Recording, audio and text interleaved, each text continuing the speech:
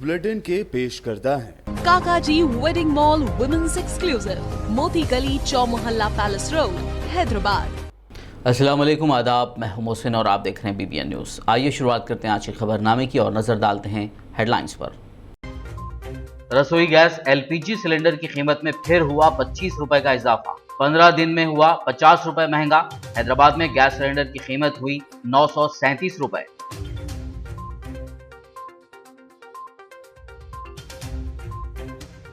तेलंगाना में आज से स्कूल्स खोल दिए गए। गवर्नर तमिलिसाई सुंदरराजन ने राजभवन स्कूल का किया मुआयना। स्टूडेंट्स और वालिदैन को दी मुबारकबाद।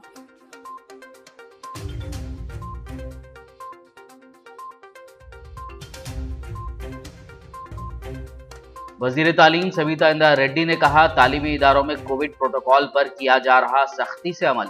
आज पहले दिन 40% स्टूडेंट्स रहे हाजिर।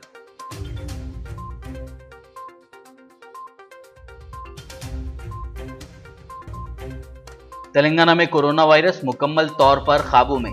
तेलंगाना हेल्थ डायरेक्टर श्रीनिवास राव का बयान, कहा बच्चों को स्कूल भेजने के दौरान वालिदैन को खौफजदा होने की जरूरत नहीं।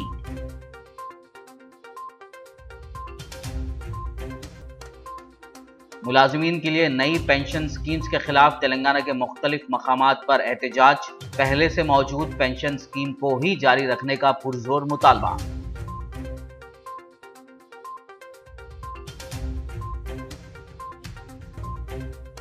तेलंगाना में जुनूब मगरिब मानसून सरगर्म। रियासत के कई मकामात पर हुई बारिश। आइंदा 24 घंटों के दौरान बेशतर अजला में मजीद बारिश की पेश ख्यासी।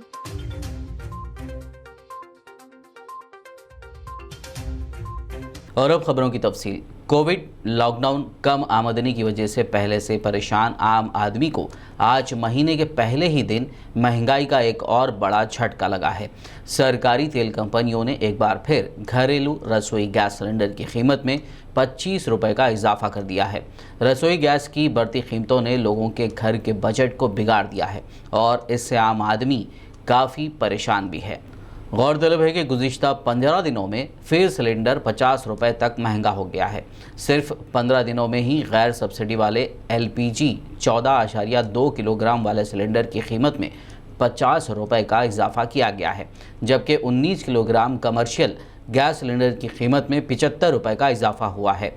घरेलू रसोई गैस सिलेंडर में किए गए 25 रुपए के इजाफे के बाद हैदराबाद में सिलेंडर की कीमत 912 रुपए से बढ़कर 937 रुपए हो गई है। तेलंगाना भर में आज से स्कूल्स खोल दिए गए। याद रहे कि मार्च 2020 में कोविड वबा के पेश नज़र रियासत भर के स्कूल्स बंद कर दिए गए थे। गुज़िश्ता रोज़ रियासती हाई कोर्ट ने स्कूल्स को खोलने की इजाज़त दी थी, जिसके बाद कोविड के गाइडलाइंस पर अमल करते हुए स्कूल्स को आज से खोला गया है। ताहम रेसिडेंशियल स्कूल्स और हॉस्टल्स को खोलने पर हाई कोर्ट का हुक्म इल्तिवा है। कई स्कूल्स में टीचर्स ने स्टूडेंट्स को फूल पेश करते हुए उनका इस्तकबाल किया। इस दौरान स्टूडेंट्स के टेम्परेचर चेक किए गए और फिर उन्हें स्कूल में दाखिले की इजाज़त दी गई। क्या फील कर रहे हैं आप अब इतने महीनों के बाद में स्कूल जा रहे हैं? अच्छा तो फील हो रहा है स्कूल जा रहे बोल के। कौन सी क्लास में हो? 7th। जी, इतने महीनों के बाद आप स्कूल जा रहे हैं, कैसा लग रहा है? How you feeling? टेंशन हो रही है। टीचर क्लासेस लेते क्या पढ़ाते उसको समझना करना रहता ना। मेरी बच्ची मानसी है। आज से स्कूल चालू हो रहे, बच्चों को हम स्कूल पहुंचा रहे। हाँ? जैसे कि आपकी लड़की गवर्नमेंट स्कूल में पढ़ती है मानसी, तो अब ये बोलिए कि कितना से हद तक वो सेफ है, क्योंकि थर्ड वेव भी आ रहा है, तो आप अपनी बच्ची को फ्री देना चाहिए। देखो साहब, एजुकेशन तो पहली चीज़ तो ख़राब हो रहा बच्चों का, और ये रही बात क्या मानो, हमारा काम ये है कि बच्चों को स्कूल भिजाना ज़रूरी है, क्यों तो उनका लाइफ के लिए भी सोचना है आगे चल के। और रही दूसरी बात ये है कि स्कूल में कोई भी चीज़ को सोशल डिस्टेंस रख के बिठाएंगे तो ये चीज़ को क्या होगा बोले तो थोड़ा सा माने कंट्रोल होएगा। और एक बात यहाँ साफ़ सफाई भी रखना चाहिए, स्कूलों में अच्छी तरह साफ़ सफाई रखना चाहिए। जैसा कि हमारा इंस्ट्रक्शन है कि 50 बच्चों में हर क्लास में, जो गवर्नमेंट स्कूलों में जो कम स्ट्रेंथ रहता, बच्चों कम स्ट्रेंथ रहते हैं, या प्राइवेट स्कूल में भी है जहाँ पर 20 बच्चे या 25 बच्चों को एक दिन पहले एक दिन आज 25 बच्चों को, फिर कल 25 बच्चों को बुला के क्लासेस लेना चाहिए। Today I am very happy that schools are reopened after 1.5 years, and it's a very big day for us because at the time of lockdown I have 500 students at my school, but only 100 to 125 students taken online classes. It means around 375 students did not take online classes. It means they don't have education. So we are happy that they have an option of taking offline classes as well. We are running offline and online classes both. So it's their parents' will. They can send their students or they can opt for online classes. I am very much thankful to Government of Telangana, Honorable Chief Minister, Education Minister and Honorable Court that they gave us opportunity to take offline classes again after 1.5 years. So I am very thankful for that, and we will follow all SOPs and COVID norms, and whatever guidelines will be issued from our education department we will follow.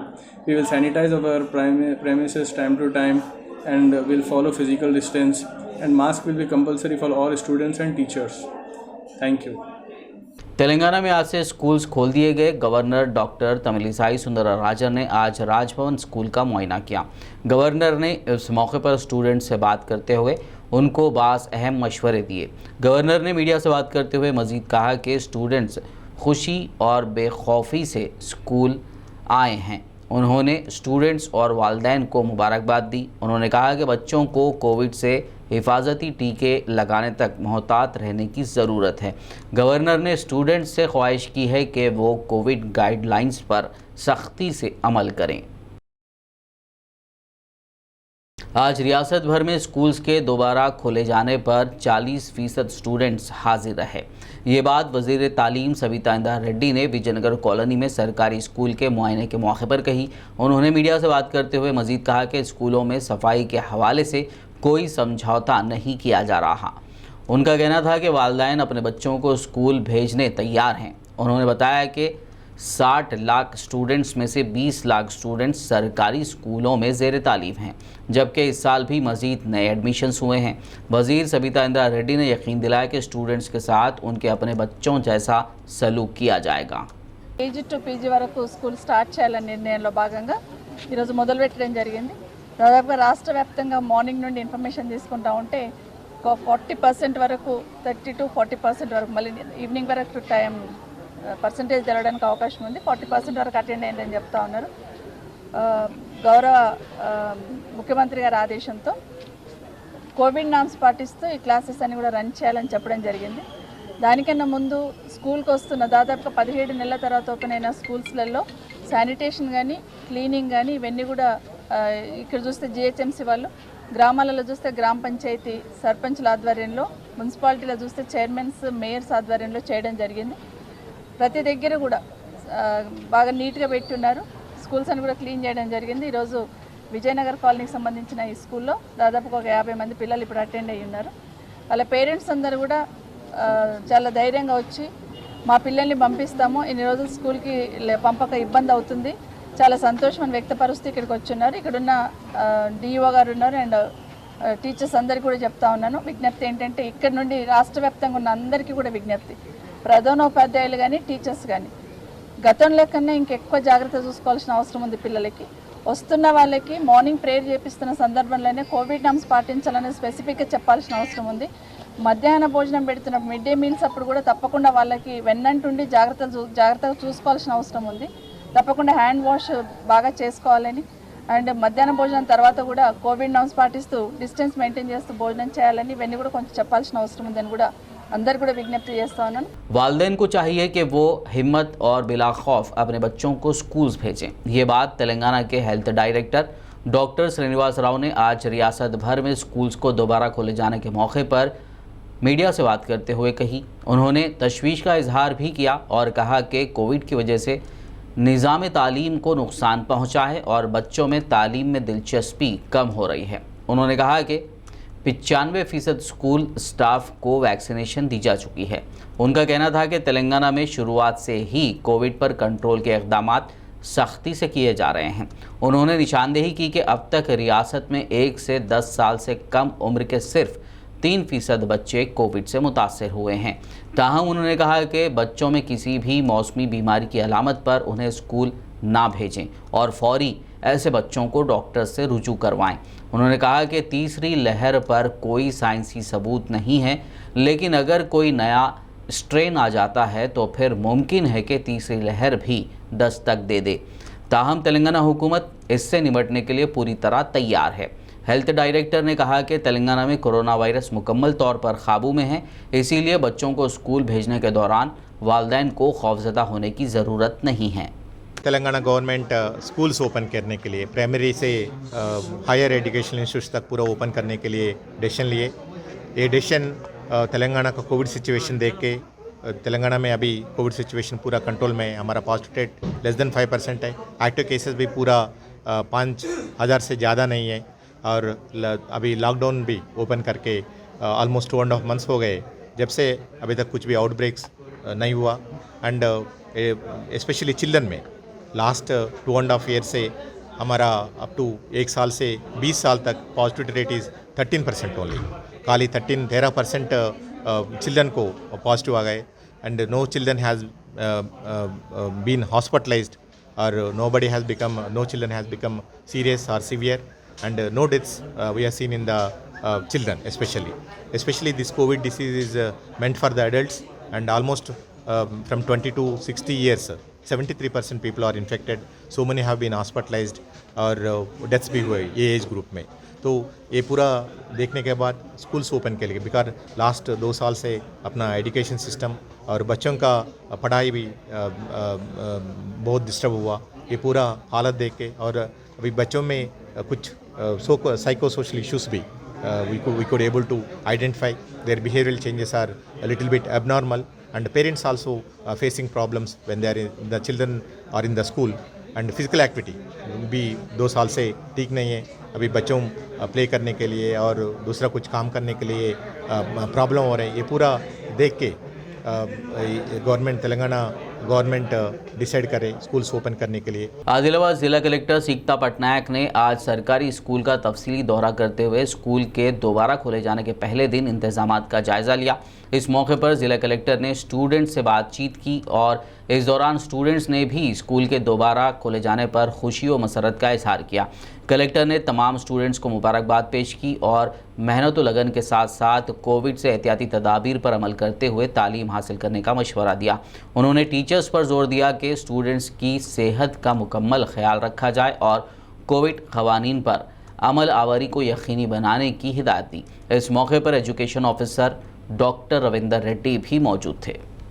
Adilabad జిల్లాలో ప్రభుత్వం directions మేరకు all schools start చేస్తున్నాము. So all of schools all classes of schools start చేసాము. Almost 1 week 10 days నుంచి cleaning activities, sanitation activities, ఇంకా డీటెయిల్గా చూస్తే toilet cleaning, kitchen shed cleaning, sodium hypochloride spraying, all activities జరుగుతున్నాయి. Each and every school in our district has been visited by an officer. All MPDOs కూడా cross check చేసేసి మాకు certification ఇచ్చారు. మనం కొంతమంది ద్వారా క్రాస్ చెకింగ్ కూడా చేయించాము. అడిషనల్ కలెక్టర్ లోకల్ బాడీస్ గారు ఇంకా ప్రత్యేకంగా క్రాస్ చెక్ ఒక పర్సంటేజ్ ఆఫ్ స్కూల్స్ కూడా క్రాస్ చెక్ చేశారు. I have also visited schools. So education డిపార్ట్మెంట్తో సహా, పంచాయతీరాజ్ డిపార్ట్మెంట్తో సహా all each and every department in the district is helping to make schools ready for students. మన honourable CM sir directions మేరకు it should be a festival like environment, ఒక పండుగ environment లాగా we should welcome students back. So we are very happy. మన students కూడా back వచ్చేసారు. కానీ ఈ క్రిటికల్ టైంలో మోస్ట్ ఇంపార్టెంట్ ఏమంటే covid precautions should not be forgotten at all costs. మనం మాస్క్స్ వేయాలా, తర్వాత హ్యాండ్ వాషింగ్ మళ్ళీ we should emphasise. All teachers కూడా వ్యాక్సినేటెడ్ ఉన్నారు. సో ఆల్ దీస్ ప్రికాషన్స్తో, కాన్స్టెంట్ మానిటరింగ్తో, డైలీ చెకింగ్తో we will make sure that whatever students have not come today, inka kuda manam we will inspire confidence and I'm sure slowly they will also join back. So I have textbooks, uniforms, all arrangements kuda cheyadam jarigindi. So we are on the job.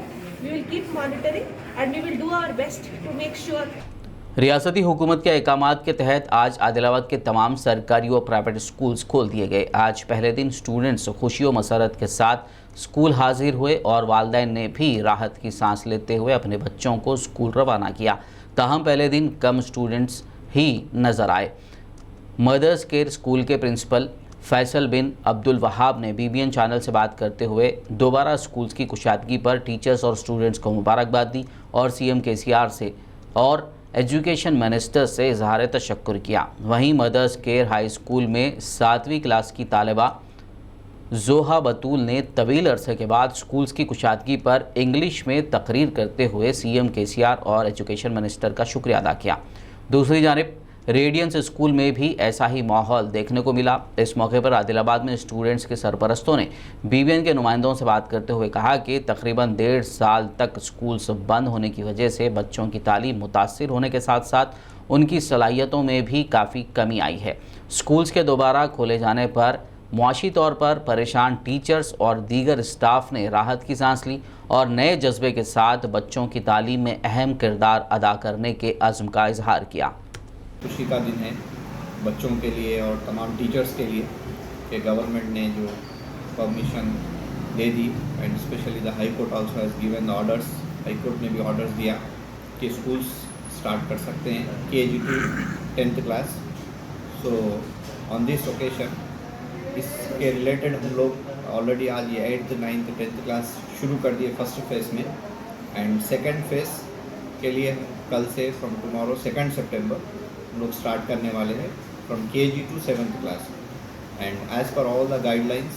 तमाम जो guidelines government के जितने भी guidelines आए उसको follow करते हुए और साथ ही साथ जो रूल्स स्पेशली पेरेंट्स के लिए है कि फोर्स पेरेंट्स को ना किया जाए एंड जस्ट हम लोग इंटीमेट कर रहे हैं, इंफॉर्मेशन दे रहे हैं पेरेंट्स को कि we need to start the classes और एक अच्छा माहौल ताकि बच्चों को रिलैक्सेशन के साथ एक इंजॉयमेंट के साथ वो लोग के लिए बेनिफिट हो। और साथ ही साथ हमारा ये प्लान है कि बच्चे जब आएंगे भले ही किसी भी क्लास में बच्चा रहने दीजिए, उनको ब्रिज कोर्स स्टार्ट किया जाए।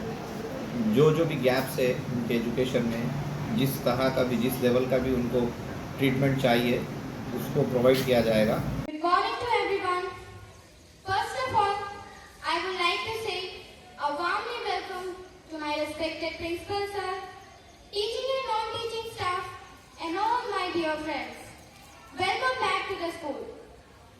Due to the COVID situation, there was lockdown and schools were closed. It affected lot for our studies. I am very thankful to our Honorable CM K. Chandrasekhar Rao and Education Minister Savita Indra Reddy that they made it possibility to reopen schools, colleges and other institutions.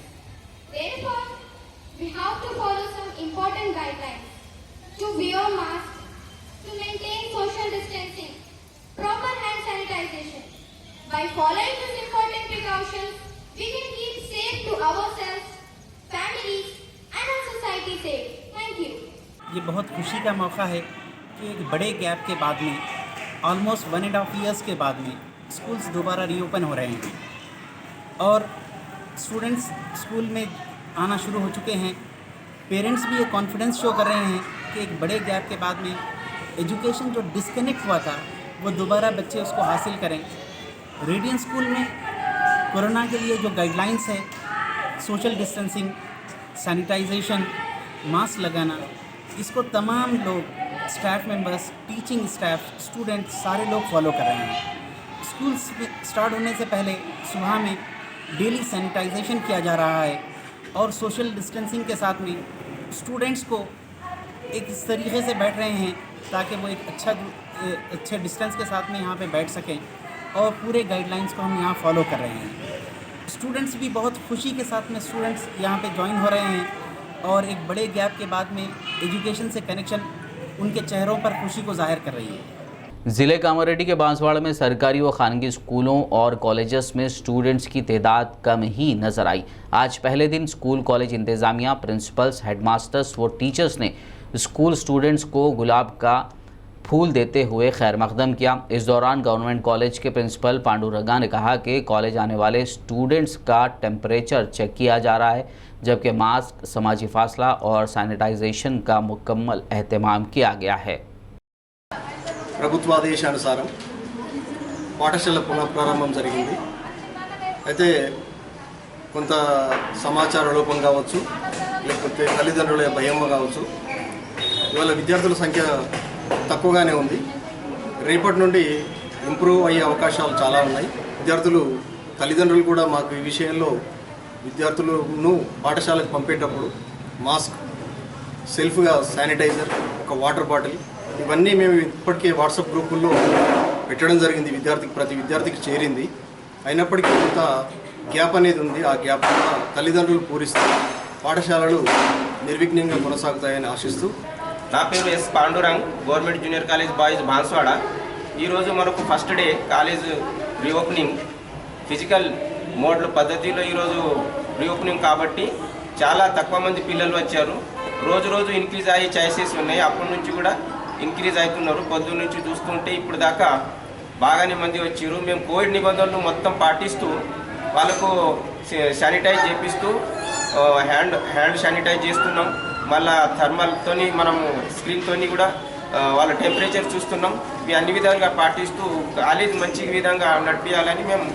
मुलाजिमीन के लिए ख़तरा बन चुकी CPS policy को फौरी मनसूख करने और OPS policy को नाफिज करने का मुतालबा करते हुए तेलंगाना प्रांता टीचर्स यूनियन के कायदीन ने ज़िला जगतियाल में धरना दिया। इस सिलसिले में एहतजाजियों ने मुतालिका तहसीलदार को एक मेमोरेंडम भी हवाले किया।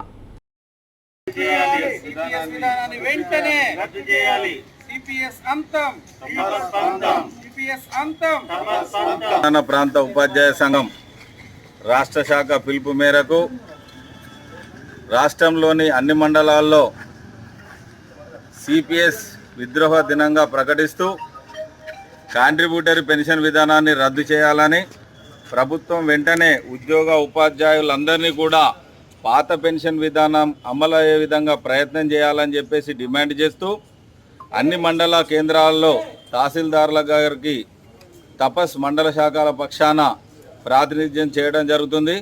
ప్రభుత్వం ఇకనైనా స్పందించి వెంటనే పాత పెన్షన్ విధానాన్ని కంటిన్యూ చేయాలని చెప్పేసి తపస్ జగిత్యాల జిల్లా కోరుతున్నది.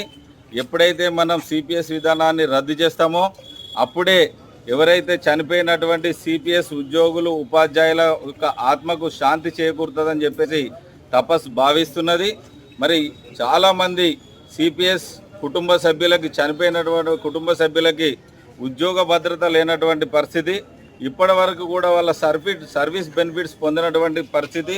మరి ప్రభుత్వం ఇదే విధంగా నిమ్మకు నీరెత్తినట్టు ఆ CPS ఉద్యోగ ఉపాధ్యాయులను పట్టించుకున్నట్టయితే మరి తగిన మూల్యం చెల్లించుకోవాల్సి వస్తుందని చెప్పేసి తపస్ జగిత్యాల. नई पेंशन स्कीम NPS या CPS के खिलाफ जहीराबाद में भी एहतजाज किया गया और रियासत व मरकज़ी सरकारी मुलाजमीन को पहले से मौजूद पेंशन स्कीम के फ़वायद पहुँचाने का पुरजोर मुतालबा किया गया।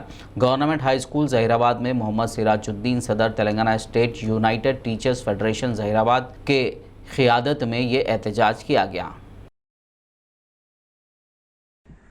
आज रियासत भर में USPC और जैक्टो की जानिब से एक अलामती एहतजाज बजुमन नई पेंशन स्कीम की बर्खास्तगी मुनक़िद किया गया। इस जुमन में आज जहीराबाद में TSUTF की जानिब से USPC और जैक्टो के ज़रिए एहतजाजी धरना अमल में लाया गया। चूँकि हम तमाम मुलाजिमीन सरकार एक वक्फे तक काम करने के बाद अपनी खिदमत से सबकदोश होते हैं, उसके बाद पेंशन के हकदार होते हैं। लेकिन हुकूमत हिंद ने सितंबर 2013 में एक नया कानून PFRDA जारी किया, pension fund regulatory and development authority के नाम से जारी किया और एक नया ट्रस्ट NPS ट्रस्ट के नाम से बनाया गया, जो पेंशन्स के लिए पेंशन्स देने का अहल करार दिया गया। इसके तहत हर मुलाजिम सरकार से, चाहे वो रियासती हो या मरकजी हो, 10% तनख्वाह मिन्हा की जाती है और वही तनख्वाह में से हमको पेंशन दिया जाता है। और जो 10% तनख्वाह मिन्हा की जाती है वो पैसे शेयर मार्केट में लगाए जाते हैं। अगर शेयर मार्केट डूब जाती है तो फिर हम 20 साल 30 साल मेहनत करने के बावजूद पेंशन के हकदार नहीं ठहरते हैं। खबरनामे में फिलहाल लेंगे एक ब्रेक, मुलाकात होगी इस छोटे से ब्रेक के बाद।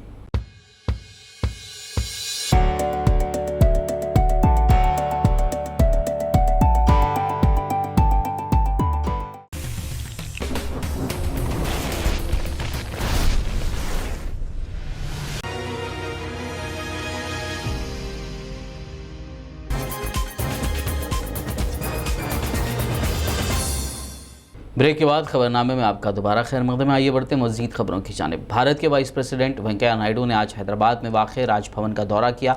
इस मौके पर तेलंगाना की गवर्नर डॉक्टर तमिलिसाई सुंदरराजन ने उनको गुलदस्ता पेश करते हुए इस्तकबाल किया। वज़ीर-ए-आज़म वाइस प्रेसिडेंट वेंकैया नायडू ने गवर्नर की वालिदा के गुज़िश्ता दिनों हुए देहांत पर सदमे का इजहार किया और ताज़ियत पेश की। तेलंगाना बीसी कमीशन के सदरनशीन और अरकान ने आज जिम्मेदारी संभाल ली। शहर हैदराबाद के खैरताबाद में वाक़ बीसी कमीशन के दफ्तर में कमीशन के सदरनशीन डॉक्टर वी कृष्णा मोहन राव, अरकान किशोर गौड़, संपत, शोभा प्राथा पाटिल ने अपने अरकान ख़ानदान की मौजूदगी में यह जिम्मेदारी संभाल ली। इस प्रोग्राम में रियासती वज़ीर Gangula Kamalakar, principal secretary B Venkatesh, रियासती प्लानिंग कमीशन के नायब सदरनशीन विनोद कुमार समेत दीगर ने शिरकत की। రెండవ బీసీ కమిషన్ గా ఇటీవల నియామకమైనటువంటి సందర్భం మీ అందరికీ తెలుసు. చైర్మన్ గా ఉమ్మడి రాష్ట్రంలో 2 సార్లు, ఈ రాష్ట్రంలో ఒకసారి బాధ్యతలు స్వీకరించి ఆ వర్గాలకు సేవ చేసేటటువంటి భాగ్యాన్ని కలిగించినటువంటి ప్రజలకు ఇవాళ చైర్మన్ గా వేసినటువంటి మాన్య ముఖ్యమంత్రి శ్రీ కల్వకుంట్ల చంద్రశేఖరరావు గారికి నా పదవి బాధ్యతలు స్వీకరించినటువంటి సందర్భంలో వారికి హృదయపూర్వకంగా ధన్యవాదాలు తెలియజేస్తా ఉన్నాను. ఒక క్రమ పద్ధతిలో మేము అన్నీ కూడా స్వీకరించి అధ్యయనం చేసి ఆ వర్గాల సమున్నత ప్రగతి కోసం కమిషన్ అంకిత భావంతో పునరంకితమై పనిచేస్తుందనేటువంటి విషయాన్ని నేను చాలా స్పష్టంగా సమాజానికి హామీ ఇస్తా ఉన్నాను.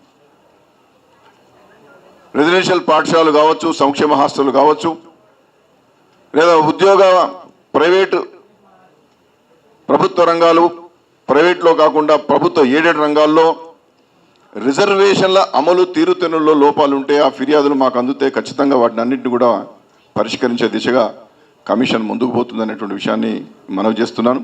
ITC company distributor Reddy's company की जानिब से आज निज़ामाबाद पुलिस कमिश्नर ऑफिस में ज़रूरी अशिया तकसीम की गई। इस मौके पर कंपनी के ज़िम्मेदारान रवि रेड्डी, वेंकाश रेड्डी, मोहम्मद शरान खान, सैयद अशफाक, बंटी और दीगर ने मीडिया से बात करते हुए कहा कि लॉकडाउन में पुलिस अहदेदारान ने अपनी जानों की परवाह किए बगैर खिदमात अंजाम दी। उनके खिदमात के एतराफ़ में कंपनी की जानिब से उन्हें तहनीत पेश की जा रही है।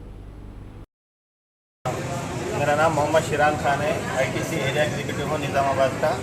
निज़ामाबाद एरिया में जो भी कोविड टाइम में हमारे पुलिस वाले जो भी हेल्प करें, उनके घर वालों को, उनके ज़िंदगी यहाँ पे जो भी कोविड आने पर भी वो लोग मार्केट में रह के या फिर जहाँ पर भी रह के जो भी काम करें, उसके लिए हमारी कंपनी की तरफ से और हमारे डिस्ट्रीब्यूटर रेड्डी एंड कंपनी की तरफ से एक छोटा सा भेंट दिए हैं, जिसमें उनके लिए sanitisers, fruit juices, health drinks, biscuits, chocolates वगैरह 1 लाख वर्थ के पूरे प्रोडक्ट्स पुलिस वालों को जस्ट उनको थोड़ा मोटिवेट करने के लिए, वो लोग करने के लिए हम लोग हमारी कंपनी की तरफ से आज दिए हैं। आज तेलंगाना हाई कोर्ट में हैदराबाद के हुसैन सागर में गणेश मूर्तियों के विसर्जन के मामले की समाअत हुई। वेणु माधव नामी वकील ने हुसैन सागर में गणेश चतुर्थी के मौके पर मूर्तियों के विसर्जन के खिलाफ अदालत में अर्जी दाखिल की थी और अदालत से ख्वाहिश की थी कि हुसैन सागर में मूर्तियों के विसर्जन पर पाबंदी आयद की जाए। इस अर्जी की समाअत आज हाई कोर्ट की बेंच करते हुए मूर्तियों के हुसैन सागर में विसर्जन पर पाबंदी, उनको रोकने के इक़दामात से वाकिफ़ करवाने की हुकूमत को हिदायत दी। रच्चगुंडा पुलिस कमिश्नर महेश भागवत ने GHMC zonal commissioner Upendra Reddy, DCP LB Nagar Sanpreet Singh व दीगर के हमरा सरूर नगर लेक का दौरा करते हुए गणेश फेस्टिवल के इंतजामात का जायजा लिया। इस दौरान उन्होंने क्रेन इंस्टॉलेशन, तालाब की सफाई, CCTV कैमरों की तनसीब, यहां तक आने वाली सड़कों की ज़रूरत के मुताबिक तामीर व मरम्मत और दीगर अहम उमूर की तफसीलात से वाकिफियत हासिल की और मुमकिना इक़दामात की मुतल्लिक़ा अहदेदारान को हिदायत दी। सिकंदराबाद में वाक़े पार्क लेन इलाके में union bank of India MG road branch में मुहिब आतिशज़दगी का वाक़या पेश आया। हादसे में कोई जानी नुकसान या किसी के झुलसने की कोई इत्तला नहीं है। इस दौरान पहली मंजिल पर वाक़े बैंक की फाइल्स व फर्नीचर जल गया। समझा जा रहा है कि शॉर्ट सर्किट की वजह से आग लगी होगी। इत्तला के साथ ही फायर ब्रिगेड के अमले ने फौरी मुकाम वाक़या पहुँचकर आग पर काबू पा लिया। रकमी लेन देन के मसले पर एक भाई ने अपने ही भाई और उसके अफराद ख़ानदान पर जानलेवा हमला कर दिया। ये अफसोसनाक और दिल दहला देने वाला वाक़या ज़िले वरंगल के LB नगर में पेश आया।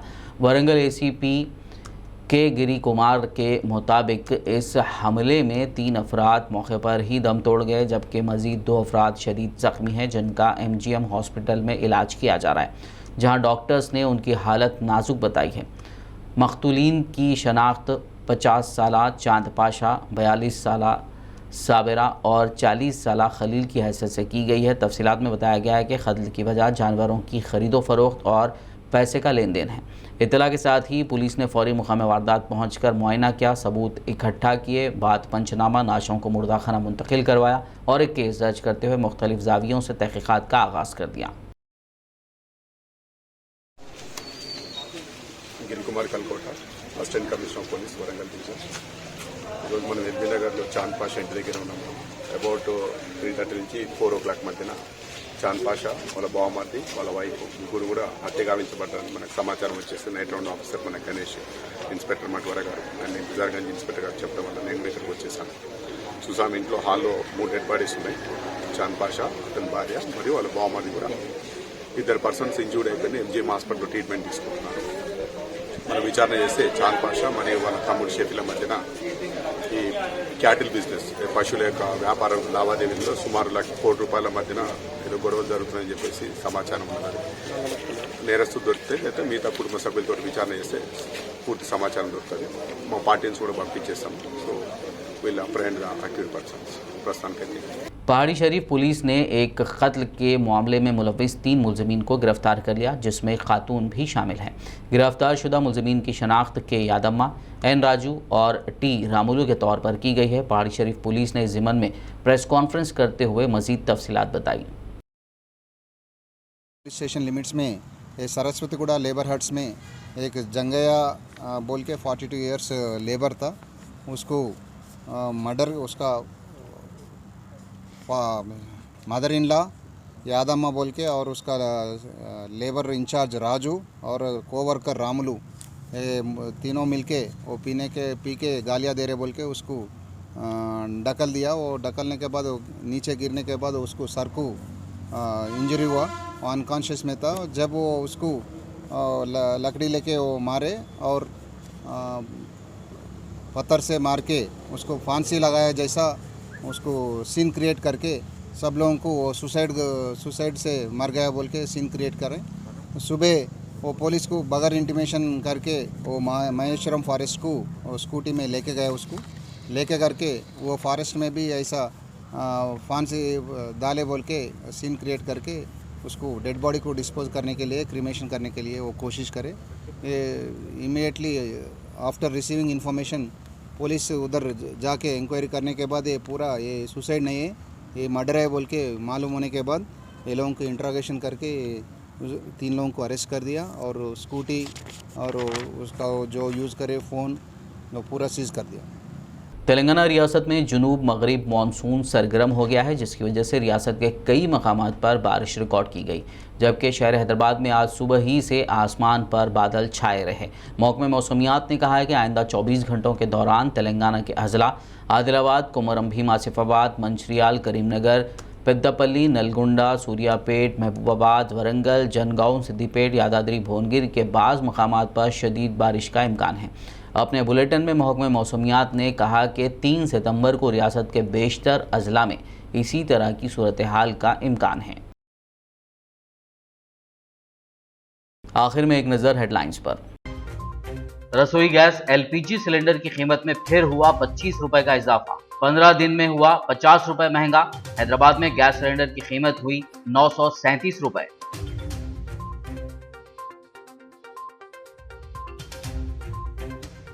तेलंगाना में आज से स्कूल्स खोल दिए गए। गवर्नर तमिलिसाई सुंदरराजन ने राजभवन स्कूल का किया मुआयना। स्टूडेंट्स और वालिदैन को दी मुबारकबाद।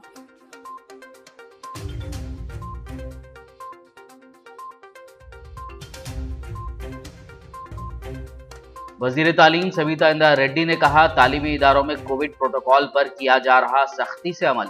आज पहले दिन 40% स्टूडेंट्स रहे हाजिर।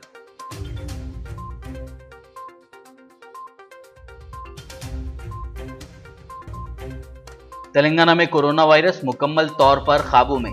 तेलंगाना हेल्थ डायरेक्टर श्रीनिवास राव का बयान, कहा बच्चों को स्कूल भेजने के दौरान वालिदैन को खौफजदा होने की जरूरत नहीं।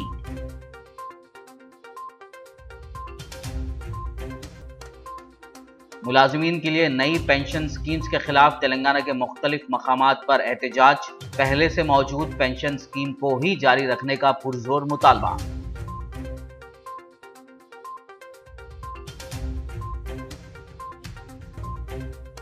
तेलंगाना में जुनूब मगरिब मानसून सरगर्म। रियासत के कई मकामात पर हुई बारिश। आइंदा 24 घंटों के दौरान बेशतर अजला में मजीद बारिश की पेश ख्यासी।